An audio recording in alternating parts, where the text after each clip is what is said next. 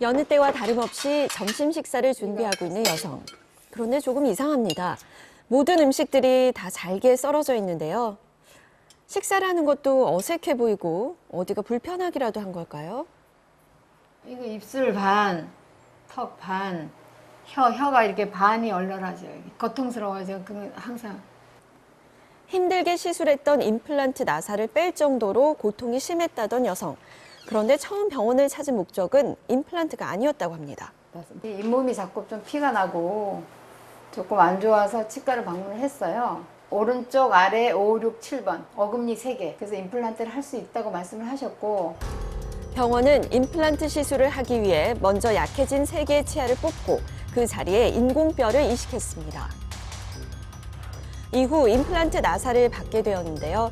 그런데 시술 이후부터 극심한 통증과 함께 볼 부근의 감각이 느껴지지 않았다고 합니다. 그리고 선생님, 제 입술이 여기가 남의 입술 같아갖고 너무 뻣뻣해서 꼬집어도 여기 아무 감각이 없었어요. 그 선생님 말씀은 곧 돌아온다.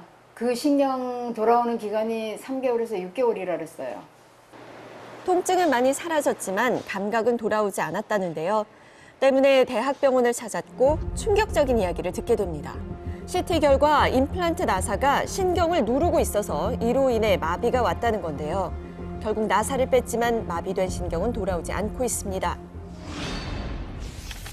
네, 사례자는 현재 임플란트를 한 뒤에 신경마비가 찾아오는 부작용을 겪고 있다고 하는데요. 선생님, 이 임플란트 시술은 정확하게 어떻게 이루어지는 거죠? 네, 임플란트란 잇몸뼈 안에 네. 티타늄 나사로 이어진 치아 뿌리를 심어서 인공치아를 만드는 과정입니다. 네.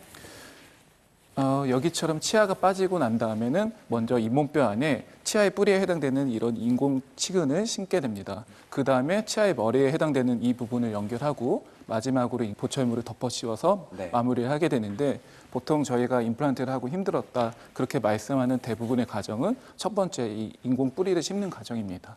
그렇다면 지금 이렇게 신경이 마비가 되는 증상을 호소하는 이유는 뭘까요? 네, 사람의 아래턱에는 하치조 신경이라고 볼살의 감각을 담당하는 신경이 있는데요. 네. 이렇게 꺼멓게 지나가는 부분이 볼살의 감각을 담당하는 하치조 신경입니다. 첫 번째, 두 번째 임플란트 나사는 괜찮은데 마지막 임플란트 나사가 하치조 신경과 닿아 있는 것이 보이고 있습니다. 이 나사를 통해서 하치조 신경이 압박을 받고 네. 그를 통해서 감각 이상이 발생된 것으로 추정됩니다. 그러면 보통 이렇게 임플란트 시술을 많이들 하시잖아요. 신경이 손상이 되는 일이 흔한 편인가요? 적게는 6%, 많게는 30%까지 다양하게 나타나고 있는데 조금 많이 높아 보이긴 하지만 대부분의 경우 신경 손상이 오더라도 초기 조치를 잘하면 3개월에서 6개월 내에 회복되기 때문에 실제로 영구적인 손상이 오는 확률 자체는 낮다고 생각됩니다. 네. 나사가 신경을 건드린 것도 문제지만 더 큰 문제가 있다고 주장하고 있습니다. 7번 치아는 생각지도 않고 5번 치아의 신경들을 자기가 좀 많이 건드려서 그 증상이 있다고 항상 그 말씀을 하셔갖고 신경 그 재생 그 치료를 한 2달 넘게 했을 거예요. 여성은 병원이 이상이 있는 곳을 제대로 알지 못하고 전혀 다른 곳을 치료했다고 주장합니다. 이 부분에 대해 병원은 7번 부의 신경 손상은 예상하지 못했고 5번, 6번에 이상이 있다고 생각했기 때문에 이에 대한 치료를 진행했으며 증상이 호전돼 임플란트를 제거하지 않았다고 주장합니다.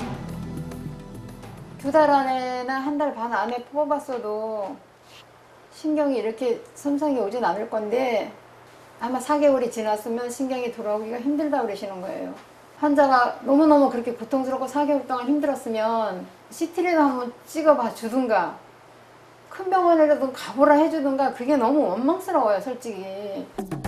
이에 병원은 당시 환자에게 임플란트에 대한 설명을 충분히 전했다고 주장합니다. 또 임플란트 나사가 신경을 누르고 있다는 소견을 들었을 때 병원은 환자에게 해결 방안을 제시해 주었지만 환자가 모든 것을 거부했다고 전해왔습니다. 네, 자 그럼 선생님께서 이제 차트를 쭉 보셨을 텐데 보시면서 아쉬운 점이 있었나요? 네, 일단 임플란트 수술 자체는 매우 어려운 케이스임에도 불구하고 아주 완벽하게 잘 되어 있는 것으로 보여집니다. 네. 하지만 이제 여기 모형에 보시면 이게 이제 하치조 신경 그리고 이게 임플란트 뿌리인데 하치조 신경과 임플란트 뿌리 사이에 안전거리 1에서 2mm 지키지 않으면 감각마비가 오기 때문에 문제가 발생하게 되는데 네. 이 경우에는 3차원 CT를 통해서 조금 더 이 안전 공간을 세밀하게 파악했으면 좋지 않았을까 하는 아쉬움이 있습니다. 근데 지금 사례자 같은 경우에 보면 현재까지 마비 증상이 나아지지 않는다고 호소를 하고 있는데요. 이 신경이 돌아올 수 있는 건가요? 가능성은 있지만 조금 낮다고 생각됩니다. 일단 신경이 경미한 손상을 입었을 때는 네. 보통 3개월에서 6개월 안에 완전히 회복을 하든지 아니면 회복되는 기미가 보여야 되는데 이 환자분 같은 경우에 10개월이 지나도록 큰 회복이 없기 때문에 자연 회복 가능성은 조금 떨어지지 않을까 생각합니다. 네, 그럼 자연적으로 회복되지 않는다면 나중에 다른 방법을 통해서라도 복구를 시킬 수 있는 방법이 있는 건가요? 네, 100% 완벽하진 않지만 네. 이제 신경의 회복을 도와주는 수술법이 있습니다. 네. 신경 자체가 끊어져 있다면 끊어진 신경을 다시 연결하는 신경 문합술이라는 수술을 할 수 있고요. 네. 신경 자체에 미세한 상처가 있다면은 신경 내부의 압력을 줄여줘서 상처 회복을 도와주는 신경 감압술이라는 수술 방법이 있습니다. 네, 환자의 경우 감각 이상이 왔을 때 제때 치료가 이루어지지 않아서 문제가 더 커졌다고 주장하고 있는데요. 변호사님, 네. 지금 이 상황을 한번 정리해 주시죠. 네. 사건 경과일지를 한번 보시겠습니다. 2017년 10월 19일 날 567번 임플란트를 했고요. 2018년 2월 19일 날 대학병원에서 7번에 이상이 있다고 진단을 하고 23일 날 7번 임플란트를 발치했는데요. 이상 진단을 호소한 이후 4개월이 지나서야 진단이 된 것입니다. 네, 그럼 변호사님은 이 환자의 주장에 대해서는 어떻게 보십니까? 네, 임플란트 같은 경우에는 과다하게 식립돼서 신경 손상을 했을 경우에는 네. 신속하게 제거해 주는 것이 예후에 큰 영향을 미치는데 4개월 이후에 진단이 됐다는 부분에 있어서는 문제가 있다고 보여집니다. 자, 처음에 사례자가 통증을 호소한 게 작년 10월이었어요. 네. 그때 만약에 문제가 있는 임플란트를 바로 발치했다면 상태가 좀 좋아졌을까요? 네, 그럴 가능성도 있다고 생각을 합니다. 네. 감각마비를 발견한 즉시 3차원 CT를 통해서 어떤 게 원인인지 파악하고 즉시 제거를 했으면 조금 더 좋은 결과가 있지 않았을까 그 점이 좀 아쉽습니다. 네, 변호사님 이런 비슷한 사례, 그러니까 임플란트 시술 후 신경 마비, 신경 손상에 대해서 법원은 어떻게 판단을 하고 있죠? 네, 저희가 치과 관련해서 상담을 많이 받는데요. 대부분 임플란트, 식립으로 인한 신경 손상에 관련된 부분입니다. 그러다 보니 이에 관련된 판례도 상당히 많이 있는데요. 대표적인 판례를 한번 보시면요. 서울지방법원에서 2006년에 한 판결입니다. 임플란트 시술 시 신경을 압박할 정도로 임플란트를 과도하게 식립한 경우에는 의료진에게 과실을 40% 인정한다, 이런 판례인데요.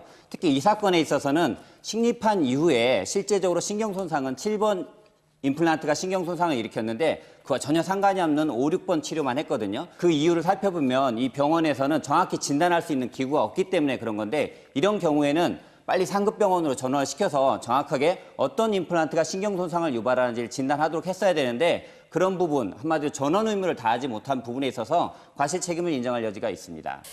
네, 오늘도 두 분 말씀 고맙습니다. 네. 감사합니다. 고맙습니다.